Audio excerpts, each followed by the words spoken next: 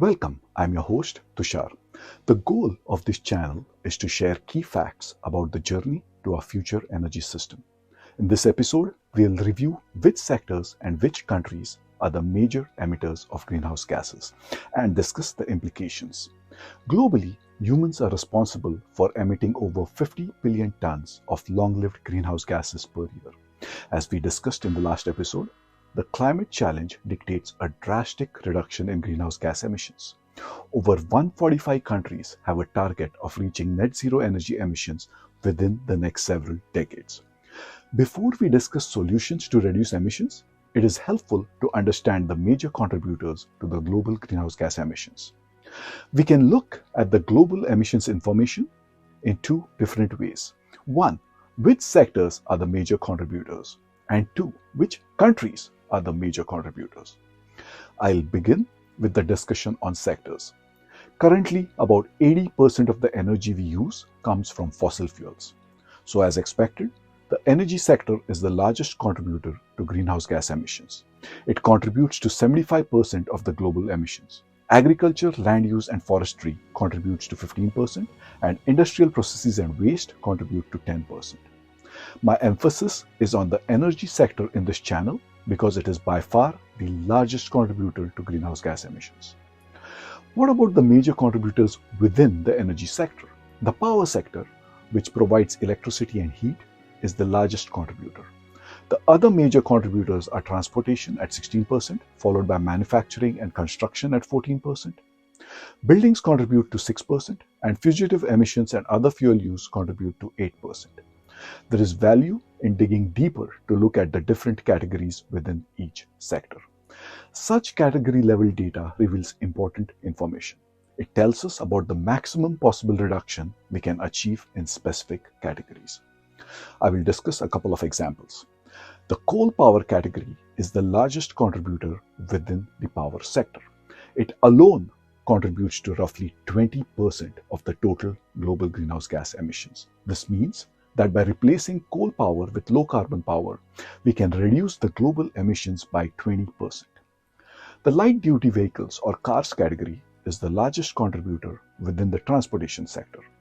This category includes cars of all sizes, SUVs and light trucks. It contributes to 7% of the emissions. This means that we can get a maximum of 7% reduction in global greenhouse gas emissions if we replace all conventional cars with electric cars that are fueled by low carbon electricity. But note, currently most of the countries use medium to high carbon electricity. The maximum reduction of 7% will only be possible after a complete shift to low carbon electricity. Next, we'll review the relative contributions from different countries to the global emissions. This discussion is more complicated than the discussion on sectors.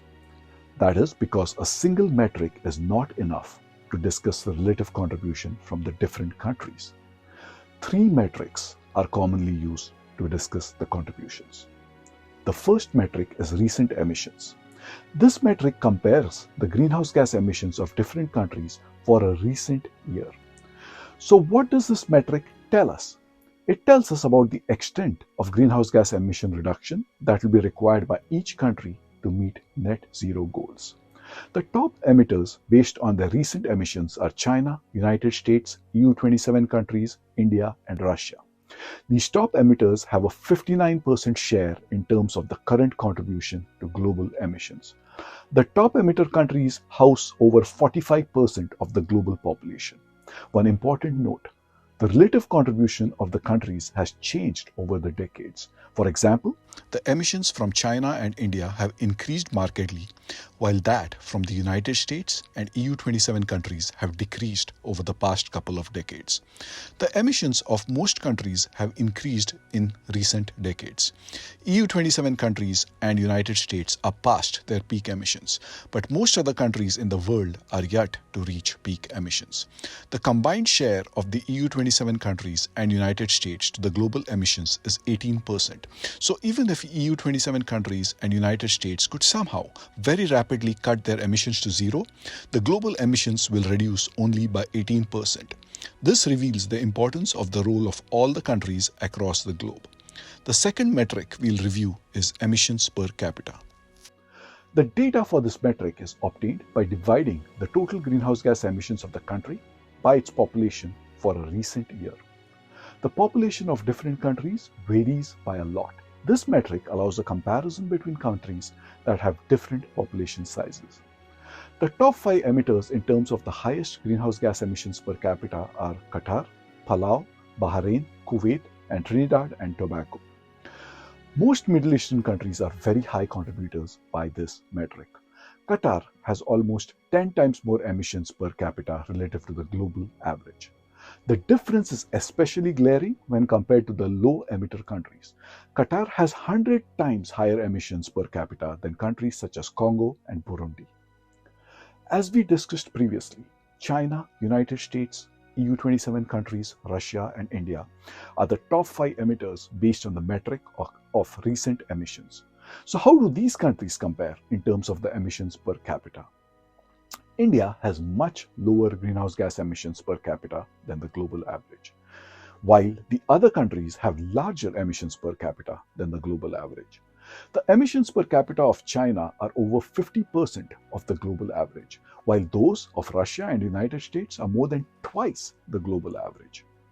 Next, I'll discuss the third metric, which is cumulative emissions. Climate change depends on the amount of greenhouse gases in the atmosphere.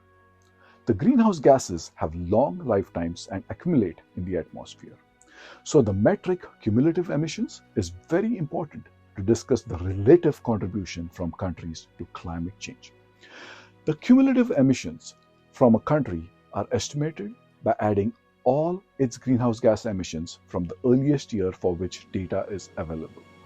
CO2 is used as a proxy for the greenhouse gases because it is the major component and historical CO2 data is available. The top emitters based on the cumulative contribution to CO2 emissions are United States, EU27 countries, China, Russia, and Japan. These top emitters have 66% share in terms of cumulative contributions to the global CO2 emissions. I'll wrap up with some summary remarks. In terms of sectors, the energy sector is the largest contributor to the global emissions. Category level data within each sector tells us about the maximum possible reduction that we can achieve in the specific categories. The discussion related to countries involves 3 metrics. Each of the metrics provides important information. The metric of recent emissions tells us about the level of reduction that will be required by each country to reach net zero. This will especially be challenging for China because of its massive current emissions. It produces 60% more emissions than the United States and EU27 countries combined. The metric of cumulative emissions informs us about the total contribution from each country to climate change.